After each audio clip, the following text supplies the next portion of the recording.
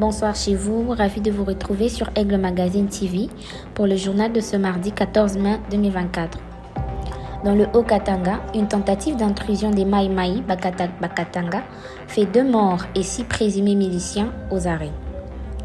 La population congolaise de l'Est lance un appel aux autorités pour répondre urgemment à la dure réalité des policiers installés dans l'Est du pays pour assurer leur protection. La RSP et la FEC mettent fin à la divergence autour de la question de l'octroi de marché sur la sous-traitance. En Russie, Vladimir Poutine surprend le monde hier, lundi 13 mai 2024, par le remplacement du ministre de la Défense qui a dirigé depuis 2012. Bienvenue dans ces bulletins d'information.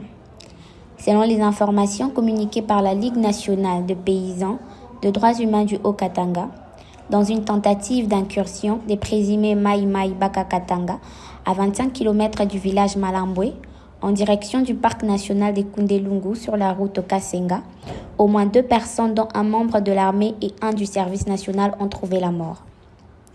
Les échanges de tirs ont eu lieu lorsque les miliciens armés ont attaqué la barrière des forces armées de la République démocratique du Congo à proximité du village Minga. Le service de renseignement de la 22e région militaire de FARDC au Katanga a confirmé ces événements, mentionnant la récupération de 11 armes de munitions et d'un pick-up lors de l'opération.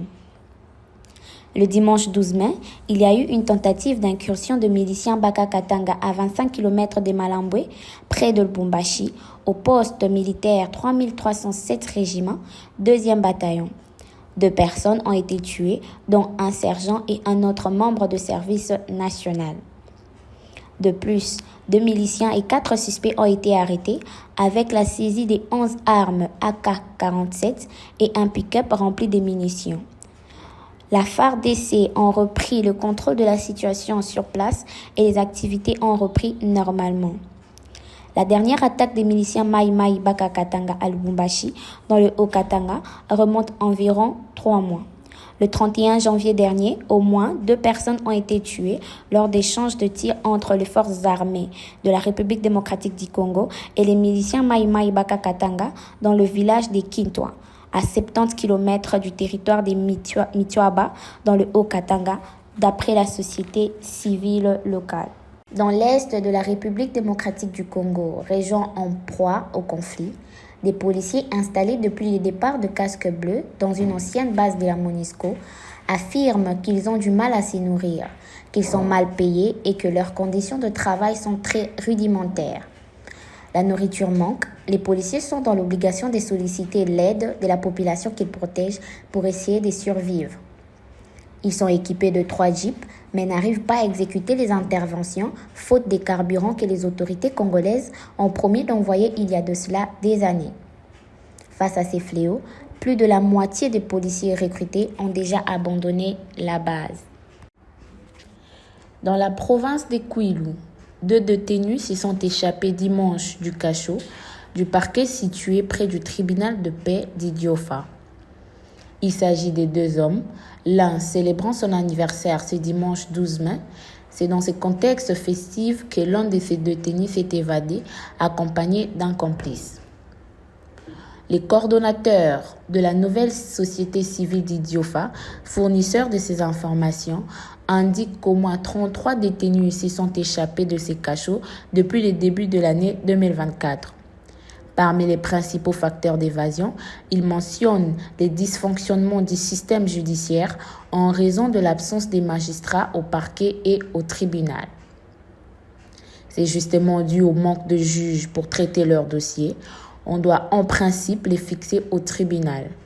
Mais comme il n'y a pas de juges, c'est impossible. Les jeunes gens étant habitués au cachot avec les policiers, ils tissent des amitiés, a déclaré Arsène Kassiama, le coordonnateur de la nouvelle société civile d'Idiofa. Le tribunal de paix d'Idiofa compte un seul magistrat siégeant en matière civile, tout comme les parquets où le substitut du procureur est le seul magistrat. Selon des alertes précédentes de la société civile locale, certains détenus ont passé des années en attente du jugement.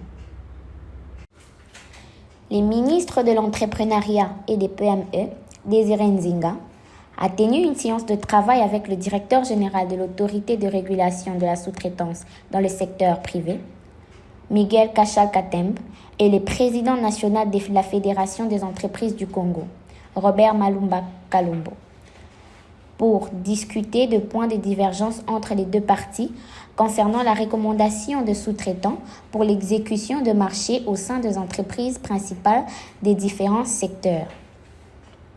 À la suite de cette rencontre, le président de la FEC a confirmé que les deux parties se sont mis d'accord sur le problème majeur qui les opposait, tout en soulignant qu'il y avait des divergences entre les deux structures, la RSP et la FEC. Les experts de ces institutions ont travaillé et ont apporté les résultats qui ont été acceptés par tous. Après le travail, la hache de guerre a été enterrée, a dit le président de la FEC. De son côté, le DG de la ARSP a évoqué l'importance de travailler avec ses partenaires, notamment la FEC, pour la réalisation de ses missions. Dit-il, notre pays a connu de problèmes graves avec son économie et le président de la République est en train de corriger ses erreurs. Actuellement, nous voyons l'intérêt du pays et nous allons atteindre les attentes de la population congolaise selon la vision du chef de l'État. Le président de la République s'est investi pour l'entrepreneuriat et le développement de la chaîne de valeur congolaise. La FEC et la ARSP sont liées afin de relever ces défis dans la matérialisation du chef de l'État, a pour sa part déclaré Miguel Cachel. Sur demande du gouvernement, le ministre Désiré Nzinga a par ailleurs procédé à l'élévation du niveau de collaboration entre la FEC et la ARSP. Le député national Ron-Roger Bimoala a déposé ce lundi 13 avril sa candidature au poste de questeur adjoint du bureau définitif de l'Assemblée nationale. L'élu de Lukunga est actuellement secrétaire au bureau provisoire de cette même chambre parlementaire. À ce poste, plusieurs autres candidatures ont été déposées et le dépôt est clôturé. L'affichage des candidatures retenues interviendra le mercredi 15 mai prochain. La journée du 14 mai, quant à elle, est consacrée au traitement des candidatures. L'élection et installation du bureau interviendront le samedi 18 mai prochain. Triste nouvelle en République démocratique du Congo. Le commissaire divisionnaire adjoint, le général Pierrot Mwanamputu, est décédé la nuit du samedi 11 mai 2024 aux cliniques Saint-Luc de Bruxelles, en Belgique. Le porte-parole de la police nationale congolaise y était hospitalisé depuis plusieurs mois. Les défenseurs de droits des policiers y lançaient un appel le 25 février 2019 pour le respect des conditions et du statut des policiers. Il était convaincu que si cette loi était appliquée, les policiers pourraient faire un meilleur travail. En octobre de l'année dernière, une rumeur faisant état de son décès s'était répandue comme une traînée de poudre avant d'être démentie par sa famille. Mais cette fois-ci, la mort a pris le dessus et il est malheureusement passé de l'autre côté du rideau du temps. Pierrot Mwanamputu occupait la fonction du directeur de la communication presse et porte-parole de la police nationale congolaise depuis 1998, d'après le général Silvano Kasongo, ex-commandant de la police Kinshasa. Déplaçons-nous maintenant vers le Tchad. Notons que la commission électorale tchadienne annonce la victoire du général Mahamat Idriss dès le premier tour. Son adversaire, son premier ministre, Succès Masra, conteste les résultats. Les deux principaux candidats de la présidentielle tchadienne revendiquent une victoire dès le premier jour. D'un côté, le général Mahamat Idriss, proclamé chef de l'État tchadien il y a 3 ans par l'armée, est donné victorieux selon les résultats officiels provisoires de la commission électorale avec 61,03% des suffrages. Face à lui, son premier ministre, Succès Masra, n'a recueilli que 18,53% de votes. Mahamat Idriss s'est retrouvé propulsé au pouvoir le 20 avril 2021. Mais Succès Masra affirme aussi avoir été élu dès le premier tour. Il accuse le camp de Mahamat Idriss d'avoir truqué les résultats pour se proclamer élu. Les décomptes des résultats doivent encore être validés par le Conseil constitutionnel, qui a également été nommé par le chef des autorités militaires. invoquant la compilation des comptages de bulletins par ses propres partisans, Success Masra a appelé les Tchadiens à ne pas se laisser voler la victoire et à prouver en se mobilisant pacifiquement mais fermement pour obtenir la vérité des urnes.